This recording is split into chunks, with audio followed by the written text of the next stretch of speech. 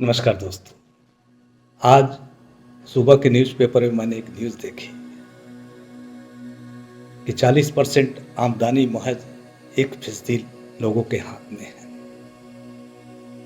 तो क्या ऐसी कौन सी व्यवस्था है या ऐसी कौन सी सिचुएशन है जो इसके लिए जिम्मेदार है?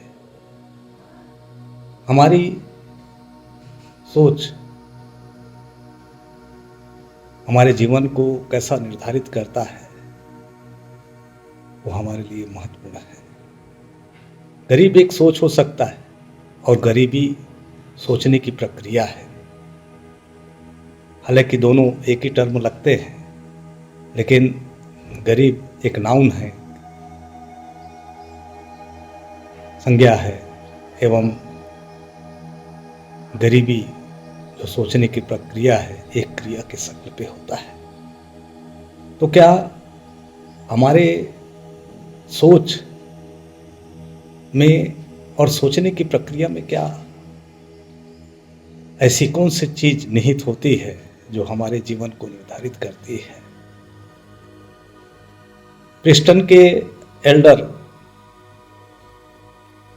मनोवैज्ञानिक ने एक कॉन्सेप्ट दिया था, कॉग्निटिव बैंडविड्थ, और जो हमारे सीमित अटेंशन का परिचायक है। और यही कॉग्निटिव बैंडविड्थ हमारे गरीबी के लिए कितना महत्वपूर्ण भूमिका अदा करता है, ये इस वीडियो की विषय वस्तु है। दोस्तों नमस्कार। एन एक्सीडेंटल इंजीनियर आपका हार्दिक अभिवादन करता है।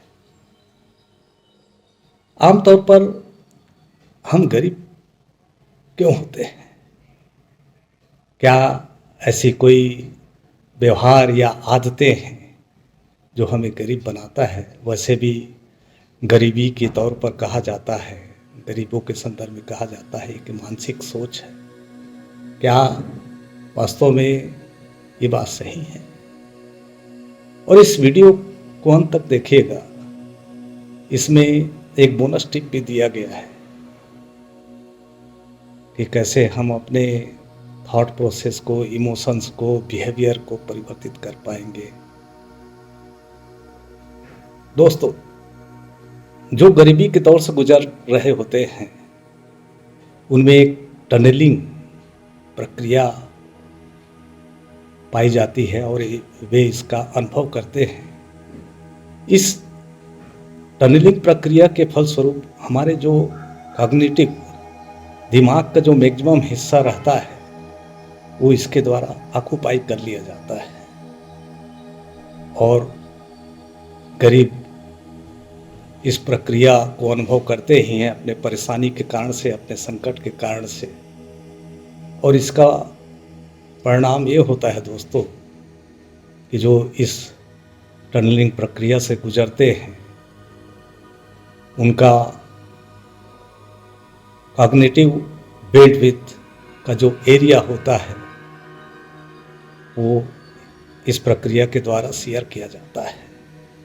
और ऐसा नहीं है कि हर एक आदमी में प्रतिभा नहीं होता। प्रतिभा का जहाँ तक ताल्लुकात है, क्षमता का जहाँ तक ताल्लुकात है, चाहे अमीर हो या गरीब हो, दोनों में समान रूप से पाया जाता है। लेकिन संकट और परेशानी के कारण से हमारा जो कॉग्निटिव, जो हमारे शक्ति का स्रोत होता है, उसका हम स्थान बहुत कम कर लेते हैं। और हम में जो निहित क्षमता है, हमें जो प्रतिभा है, हमें जो चीज़ किया जाना है लक्ष्य को निर्धारित करके, उसके लिए हम टाइम और स्पेस ऑक्युपाई नहीं कर पाते या उसको सुरक्षित नहीं रख पाते या उसके लिए समय नहीं दे पाते। और ये अल्टीमेटली हमारे क्षमताओं का दोहन नहीं कर पाता। परिणाम स्वरूप ये होता है कि हम जितना प्रोडक्टिविटी होना चाहिए वैसा नहीं हो पाते। और प्रोडक्टिविटी का जैसे ताल्लुकात है कि हम जितने प्रोडक्टिव होते हैं उतना अमीर होते जाएंगे। तो मोटे तौर पर देखा जाए कि हमारा जो कॉग्निटिव है उसका स्थान जो रहता है वो टनलिंग के माध्यम से बहुत सारे ऐसे कार्यों में वेस्टेज हो जाता है जो गरीबों को और गरीब बनाता है। और इसीलिए डॉक्टर दीपक चोपड़ा जो प्रसिद्ध लेखक, वक्ता, चिकित्सक, एमडी रहे हैं, उन्होंने आर्थिक संकट के बारे से भी बखूबी फरमाया है। उनका कहना है कि जो अर्थव्यवस्था का जो आधार, उसकी बुनियाद ही गलत चीज़ों में रखी गई है। हम खर्चा उन पैसे से करते हैं जो हमारा कमाया हुआ नहीं होता। और ये बात तो बिल्कुल सही है दोस्तों कि जो पैसा हम कमाए हुए नहीं रहते हैं उसको खर्च करने में हमें ज़रा भी दर्द नहीं होता। और ये पैसा जो अरेंज किया जाता है वो लोन से लेकर हम उन चीज़ों के लिए खर्चा करते हैं या दिखावे के लिए करते हैं जो हमारे अजीज नहीं होते। बस चूँकि हमको दिखाना होता है, शो ऑफ करना होता है, तो लोन लेकर भी हम ऐसे वस्तुओं को खरीदते हैं, ऐसे वस्तुओं से अपना घर सजाते हैं या ऐसा वस्तु का संग्रहण करते हैं जो हमारे जीवन में निहायत जरूरी नहीं है। बावजूद इसके हम वो सब काम करते रहते हैं जो रिक्वायर्ड नहीं होता है और हम कर्ज के तले दब जाते हैं। तो कितनी उम्दा बात कही है। और इसका परिणाम भी ये होता है कि जब हम कर्ज से डूबे रहते हैं तो तनाव, एंजाइटी या फिर विभिन्न प्रकार के जो सामाजिक बुराई हैं उससे हम निजात नहीं पा रहे होते हैं। और वर्तमान हालात में जो गरीब रहते हैं वो अपना क्षमताओं का तो उपयोग नहीं कर पाते और निराशा और विभिन्न प्रकार के परेशानियों के चलते, संकट के चलते और मोबाइल के चलते वो अपने समय और क्षमता का भी उपयोग ऐसे कामों में करते हैं जो निहायत जरूरी नहीं होता। और इन परिस्थितियों में वो आदमी उस मानसिक दौर से गुजरता है जो उसको गरीबी की तरफ ले जाता है। तो ये तमाम परिस्थितियाँ कुल मिला के एक हमारे मानसिक सोच का परिचायक तो है ही है, साथ ही साथ हमें उस दलदल में ले जाता है जिससे निकलना काफ़ी टफ होता है। और दोस्तों, मैंने जैसे पहले कहा था कि एक बोनस टिप के तौर पर मैं आपको एंजाइटी और डिप्रेशन से बचाने के लिए एक थेरेपी के बारे से उल्लेख करना चाहता हूँ। ये थेरेपी है आपका CBT, कॉग्निटिव बिहेवियर थेरेपी। हमारे थॉट प्रोसेस, हमारे इमोशन को प्रभावित करते हैं और यही इमोशन हमारे व्यवहार को प्रभावित करते हैं।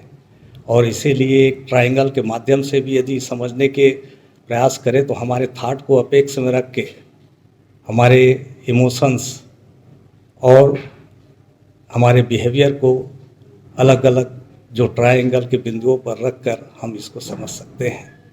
और यदि हम अपने थॉट को अच्छे रखेंगे, जैसे थॉट के संदर्भ मैंने पहले उल्लेख किया, गरीब एक थॉट है, एक सोच है, और गरीबी एक वर्ब के तौर पर एक प्रक्रिया होता है। और जैसे सोच होता है उसके अनुरूप हमारा इमोशंस और बिहेवियर भी प्रभावित होता है। दोस्तों, गरीबी के दौर से जो आदमी गुजरता है आमतौर पर जो है निराशा के भाव लिए हुए रहता है, एंजाइटी का भाव लिए हुए रहता है। और ये महत्वपूर्ण कारक है कि हमारे जो आर्थिक कारक हैं हमारे जीवन में बहुत ही अहम भूमिका अदा करते हैं। लेकिन इन आर्थिक कारकों को कैसे समुचित तरीके से अपने जीवन में एडाप्ट करना है या अपने ऊपर हावी होने नहीं देना है, तो एक ऐसा आधारभूत संरचना बनाना पड़ेगा जिसमें हमारे बौद्धिक क्षमताओं का समुचित उपयोग हो। क्योंकि बौद्धिक क्षमताएं ही तो हैं कि जब हम बौद्धिक क्षमताओं का उपयोग करते हैं तो हम समय का भी सदुपयोग कर पाते हैं, अपनी प्रतिभाओं का भी उपयोग कर पाते हैं और अपने क्षमताओं का विस्तार करते हैं। और ऐसा करके हम गरीबी के चंगुल से तो बच सकते हैं ना, और खुशी भी पा सकते हैं। मुझे ध्यान आता है रिचर्ड ब्रेंसन का वो कोटेशन, जिसमें उन्होंने फरमाया था कि मैं अमीर हूँ इसलिए खुश नहीं हूँ, मैं खुश हूँ इसीलिए अमीर हूँ। तो खुश होके हम अपने कार्यों को अच्छे तरीके से अंजाम भी तो दे पाएंगे ना। और जब हम बौद्धिक क्षमताओं का उपयोग करेंगे तो निश्चित तौर पर हम अमीरी की तरफ भी तो अग्रसर होते रहेंगे। और जाते जाते दोस्तों एक चीज़ आपसे कहना चाहता हूँ, जो हमारे सोच का परिचायक है, जो हमारे सोच को इंगित करता है, और इससे भी हमको निजात पाना जरूरी है कि आदमी इतना भी अमीर क्यों ना हो जाए, आदमी कितना भी अमीर क्यों ना हो जाए, लेकिन पड़ोसी की गाड़ी और पड़ोसन की साड़ी उसे हरदम गरीब बना के रखती है। दोस्तों, गरीबी से संबंधित और इससे निजात पाने के उपाय के तौर पर मुझे ऐसा लगता है कि वीडियो एक सार्थकता को प्रदान करेगा। और ये वीडियो यदि आपको पसंद आए तो इसे शेयर और सब्सक्राइब करने का कष्ट करेंगे। दोस्तों, अभी तक की यात्रा यहीं तक। एक नए वीडियो के साथ एक नए विषय वस्तु को लेकर मैं पुनः उपस्थित होऊंगा। तब तक के लिए नमस्कार।